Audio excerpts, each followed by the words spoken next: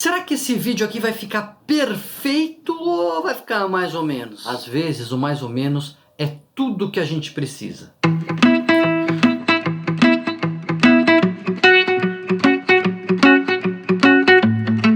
Muitos anos atrás eu li esse livro aqui, ó. O que Sócrates diria a Woody Allen, Cinema e Filosofia, do Juan Antônio Rivera. Ganhei de presente de dois grandes amigos. E ó, isso aqui foi, um livro de 2004, faz, né, 16 anos aí provavelmente que eu ganhei esse livro.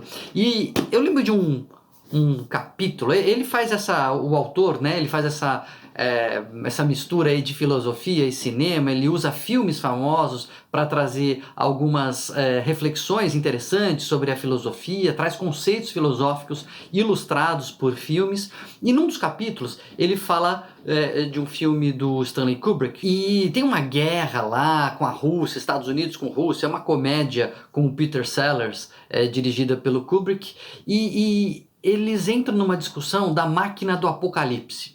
O que era a máquina do apocalipse? Era um botão vermelho lá que, uma vez acionado, era impossível voltar atrás numa guerra nuclear. Ele ia apertar, depois que ele apertasse, a guerra seria disparada e era impossível voltar atrás, não tinha como desligar aquela máquina. Então eles chamavam de a máquina do apocalipse, Doomsday Button, né? O botão do dia final, porque era para dar medo mesmo no inimigo. Porque sabendo assim, ó, se você atacar a gente aperta esse botão, depois não adianta suspender o ataque, não adianta pedir desculpa, porque a guerra vai para cima e vocês serão atacados nuclearmente, independente da nossa vontade. E o Juan Antônio Rivera, ele pega um pouco dessa ideia de uma máquina do apocalipse para trazer um conceito que ele chama de a tentação do bem. Normalmente a gente pensa em tentação em fazer alguma coisa ruim, né? Você é tentado para fazer alguma coisa que você não devia, comer aquele bolo de chocolate, fazer aquilo que você não devia, colar na prova, sei lá, não pagar um imposto. Então você tem tentações de fazer coisas ruins.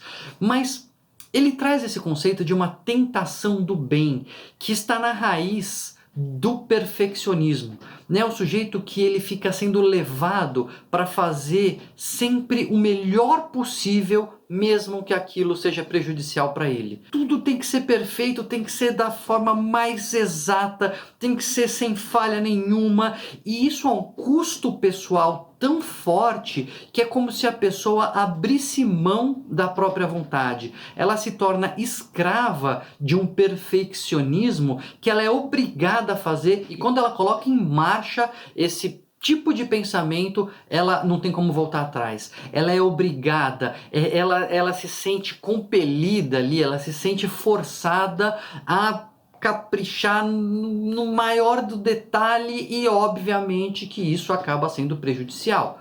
Prejudicial para as relações, porque nem todo mundo está na mesma rotação ali, né? Nem todo mundo vai conseguir dar a mesma energia para fazer a coisa naquele mínimo detalhe que a pessoa quer.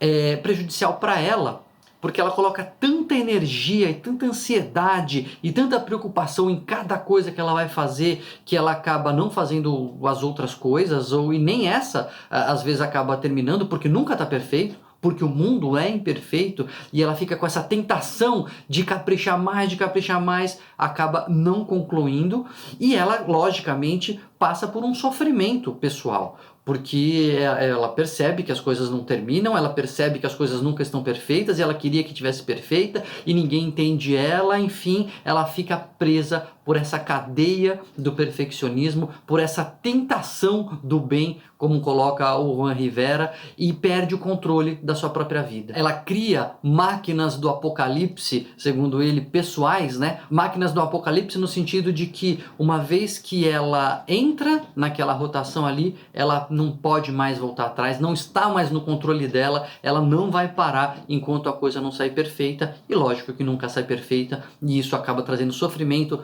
frustração e um impacto até nas próprias relações pessoais. Qual que é a solução para a tentação do bem? Qual que é a solução para o perfeccionismo? A gente entendeu um outro conceito que vem sendo defendido aí por muitos pesquisadores, que é o conceito do bom suficiente. A gente precisa entender que bom o suficiente já tá bom o suficiente. Parece redundante, né? E é redundante, mas é pra gente entender que nem tudo vai ficar perfeito.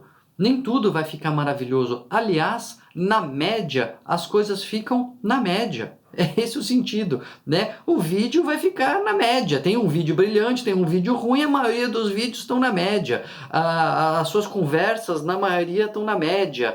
Tudo que a gente faz varia, né? De qualidade. Às vezes fica muito bom, às vezes não fica tão bom, fica ruim, mas na maioria das vezes está na média. E a média nos leva para frente. A média é suficiente para a gente pagar as nossas contas, para a gente ser feliz, para a gente ter bons relacionamentos, para a gente fazer do mundo um lugar melhor. Lógico que a busca pela excelência é maravilhosa e a gente tem que ter alvos, né, de excelência mesmo, que aquilo vai ser muito bom, que aquilo vai fazer uma diferença muito grande. É assim que a gente consegue ter as sonatas de Beethoven, é assim que o Charlie Parker desenvolveu o bebop no jazz, é assim que nós temos a Capela Sistina, enfim. Só que a maioria de nós, gente, não é Michelangelo, não é Charlie Parker, não é Beethoven. A maioria de nós está fazendo aí o melhor que pode e algumas coisas com excelência. A busca pela excelência é boa, mas ela não pode ser uma cadeia. Porque senão tudo que a gente vai fazer tem que ser com aquela perfeição, com aquilo, tudo isso nos gera frustração, porque as coisas não saem perfeitas, isso nos consome uma energia e mais do que isso é desnecessário, né? Porque na maioria das vezes a média é que resolve o problema. Então, se a gente conseguir resgatar o valor do bom o suficiente, não é também para fazer de qualquer jeito. Eu vi lá o vídeo do Daniel, então dane-se, já que as coisas saem de qualquer jeito, eu vou fazer de qualquer jeito mesmo, porque a sua média vai caindo e você vai ficar numa média inferior. A gente tem que caprichar, a gente tem que prestar atenção, a gente tem que se colocar no que a gente faz, mas a gente não pode abrir mão de falar, olha, tá bom, deu.